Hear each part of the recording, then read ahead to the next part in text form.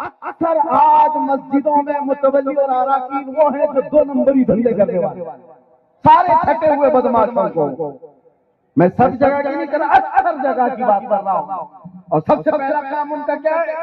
مولانا جیسا جمعہ میں ہم کہیں گے ویسا ہی بیان کرنا۔ حالات بڑے خراب ہیں، آدھے سے زیادہ حالات تو صدر کے خراب ہیں، اور یہ علماء سے کہہ رہا ہے کہ حالات خراب ہیں، علماء سے کہتا ہے حالات خراب ہیں۔ ارے حالات کب اچھے تھے ذرا تو بتا دے، اور کب اچھے ہوں گے وہ بتا دے۔ پہلے کب اچھے تھے وہ بتا دو، یا کب اچھے ہوں گے وہ بتا دو، تاکہ ہم بیان تو کریں حدیثوں کو۔ ارے شراب پر بولو تو انہیں لگتا ہے کہ کسی کو ٹارگٹ کیا مولانا، سود پہ بولو تو لگتا ہے سیکریٹری کو بولا مولانا، اور کسی کو نائب صدر کو بولو۔ کیوں تم نے ایسے برے دھندے پال رکھے ہیں؟ علماء تو حدیث بیان کر رہے ہیں، حق بیان کر رہے ہیں۔ اگر تمہارے ان تمام برائیوں پر انگلی رکھتا ہے تو عالم ربانی ہے، سر جھکا لو۔ ڈاکٹر اگر تھوڑی کو کاٹنے کے لیے قینچی لگاتا ہے، چاقو لگاتا ہے، تو وہ تمہارا دشمن نہیں ہوتا، وہ علاج کر رہا ہے۔ ارے کٹوا لیتے ہو، ایک عالم اگر تمہاری برائی پر انگلی رکھتا ہے تو دوسرے دن سے تم اس کو خیر کرتے ہو، نکالنے کی کوشش کرتے ہو۔ علماء کو میں بار بار اکثر یہ عرض کرتا ہوں، ان تمام جاہل اراکین کی کیا اوقات، حق بولنے پر اگر مسجد سے برطرفی ہوتی ہے، دے دو ان کی نوکری۔ اللہ رضا کے حقیقی ہے، وہ ایک دروازہ بند کرے گا، میرا مولا 70 دروازے کھول دے گا۔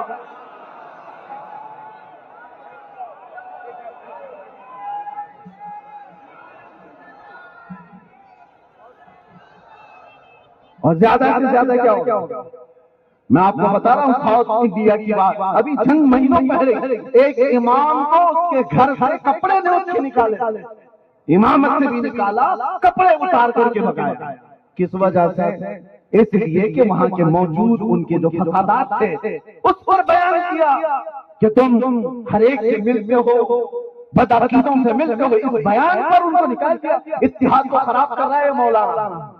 بیماریوں پر اگر انگلی رکھتا ہے، اور عالم بھی کون ہے آپ کو میں بتاؤں، بہت بڑے امام ہیں، امام سفیان ثوری فرماتے ہیں وہ عالم جو معاشرے کی برائیوں پر نہیں بولتا ہے وہ عالم ہے ہی نہیں، بلکہ وہ سمجھوتا کر کے چل رہا ہے، وہ سمجھوتا کر کے چل رہا ہے۔ میں تمہیں کچھ نہیں بولوں گا، تم مجھے کچھ نہیں بولنا، یہ تبلیغ ہے ہی نہیں۔ تبلیغ کیا ہے؟ آؤ میرے آقا صلی اللہ تعالی علیہ وسلم کی سیرت پر مکہ کے وہ حالات کو دیکھو۔ جب آپ نے اعلان نبوت فرمایا تھا تو مکہ کے بڑے رئیسوں نے آ کر کے حضور سے کیا کہا تھا جانتے ہو؟ کہا اے محمد اگر حسین لڑکی چاہتے ہو تو ہم لے کر کے آ جائیں، مال چاہتے ہو تو ہم قدموں پہ نچھاور کر دیں، تم سردار بننا چاہتے ہو ہم سردار بنا دیں گے، آپ جو کہو ہم ساری چیزیں لا کر قربان کر دیں۔ آپ یہ بولنا بند کرو جو ہمارے خداؤں کو بولتے ہو، ہمارے نقص نکالتے ہو، ہمارے برے عیب، ہمارے بری چیزوں کو تم جو بیان کر رہے ہو یہ بولنا بند کر دو۔ حضور پاک صلی اللہ علیہ وسلم نے فرمایا تم میرے ایک ہاتھ میں چاند لا کر رکھ دو، ایک ہاتھ میں سورج لا کر رکھ دو، جب بھی میں یہ بولنا بند نہیں کرتا۔ یہ رسول اللہ صلی اللہ علیہ وسلم کی سیرت ہے۔ دنیا کچھ بھی لا کر کے رکھ دے، آپ کیا سمجھتے ہیں ہمارے ساتھ نہیں آتی ہے معاملات؟ ہمارے باہر آنے کے بعد بھی ایک بڑے پیر صاحب ہے، میں نام ذکر نہیں کرتا لیکن وہ بی جے پی پیر صاحب ہیں، ہاں وہ سن رہے ہوں گے تو ان کو پتا بھی ہے، اور مجھے ڈر نہیں لگتا، وہ آفر بھی لے کر کے آئے تھے۔ یہ موضوع پر بولنا چھوڑ دو، آپ ساری سہولتیں آپ کے لیے دی جائیں گی۔ کیوں؟ اس لیے کہ اس موضوع پر ناموس رسالت پر بولنے پہ خطرہ کیا ہے؟ انہوں نے کہا بس مسئلہ یہ ہے کہ ہر نام کا مسلمان بھی جمع ہو جا رہا، اور ہم یہ نہیں چاہتے، لوگوں کی خواہش یہ ہے، ہم یہ نہیں چاہتے۔ آپ جتنے بھی خرابیاں اپنے معاشرے میں بولیے، آپ کھل کے بولیے، لیکن حضور کے نام پر جب آپ بولتے ہو تو لوگوں کا وصف ایسا ہے ایمان والوں کا کہ وہ سارے اختلافات بھول جاتے ہیں، نام محمد پہ جمع ہوتے ہیں۔ یہ ریئل بات بتا رہا ہوں، میں حقیقی بات بتا رہا ہوں۔ علماء ذویل احترام، ہمارے لیے بڑی آزمائشیں ہیں۔ آفر جو رسول اللہ صلی اللہ تعالی علیہ وسلم کو مکہ والوں نے دیا، کیا وہ آج کے زمانے میں نہیں دیے جاتے؟ لڑکیاں نہیں پیش کی جاتی، دولت کے انبار نہیں دکھا دیے جاتے، لفافے دے کر کے ان کی زبانوں کو نہیں روکا جاتا، بہت کیا جاتا ہے۔ جو پھسل گیا وہ علماء سو کی فہرست میں چلا گیا، اور جمع آ گیا تو بلال حبشی کی جماعت میں آ گیا۔ فیصلہ اس کا جو علماء فارغ ہو رہے ہیں، آپ یہ سوچ کر کے نکلو دارالعلوم نوری سے نکلنے والوں، اللہ نے یہ منصب عطا کیا ہے، یہ منصب عطا کیا ہے تو دنیا میں زیادہ سے زیادہ کیا ہوگا؟ تمہاری جان لے لی ہے، اس سے زیادہ دنیا میں کچھ نہیں ہو سکتا۔ اور اگر مال میں کمی، اولاد میں یا گھر بار بار تکلیفیں دی جا رہی ہیں تو ایک بات ہمیشہ سوچ لینا، لوگ ہم سے کہتے ہیں کہ خیال کرو ذرا، چھوٹے چھوٹے بچے بھی ہیں۔ ایک مولانا صاحب نے بھی کہا کیا ہمارے بیوی بچے نہیں ہیں؟ اس پر کیا کیا مسائل ہو جائیں گے، اندر کر دیں گے، ان کو کون دیکھے گا؟ میں نے پڑھا کیا آپ نے سیرت، کیا وہ صحابہ کی بیوی بچے نہیں تھے جو رسول اللہ کے ساتھ جاتے تھے؟ وہ بدر میں گئے، احد میں گئے، خندق میں گئے، ان کے بیوی بچے نہیں تھے؟ کیسے تمہارے بیوی بچے؟ ایک جنگ ایسی ہے، سعد بن معاذ رضی اللہ تعالیٰ عنہ کی بات کر رہا ہوں، جنگ خندق کے موقع پر صحابہ اتنے زخمی تھے کہ جگہ جگہ سے خون نکل رہا تھا۔ ایک مہینے تک خندق کھودا، پھر لڑائی کی اور جنگ ختم ہوئی، واپس مدینے جا رہے رسول اللہ کے ساتھ، 5 کلومیٹر کا فاصلہ ہے جنگ خندق سے جہاں ہوئی ہے مدینہ، 5 کلومیٹر کا فاصلہ ہے۔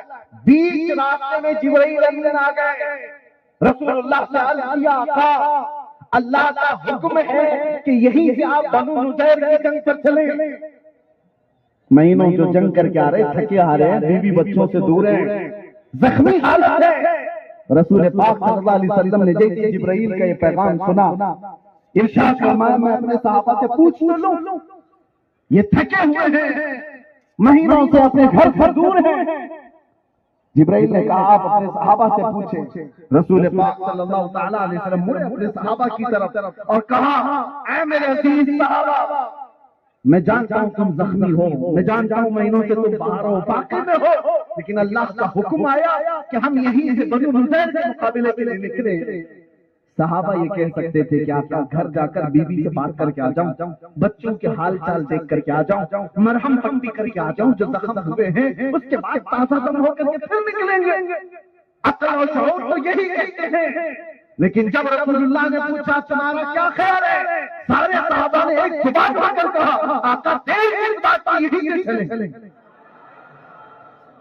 ان کے بیوی بچے نہیں تھے، ان کی اولاد نہیں تھی۔ میرے عزیزوں کیا سیرت صرف ہمیں کتابوں کے لیے ہے یا ہماری زندگی کے لیے؟ ہماری زندگی کے لیے بھی ہے۔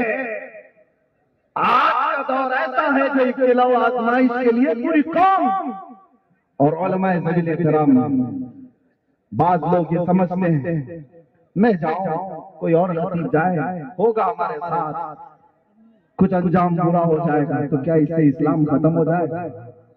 ہمیں اگر پھانسی پر لٹکا دیا گیا تو کیا اسلام ختم ہو جائے گا؟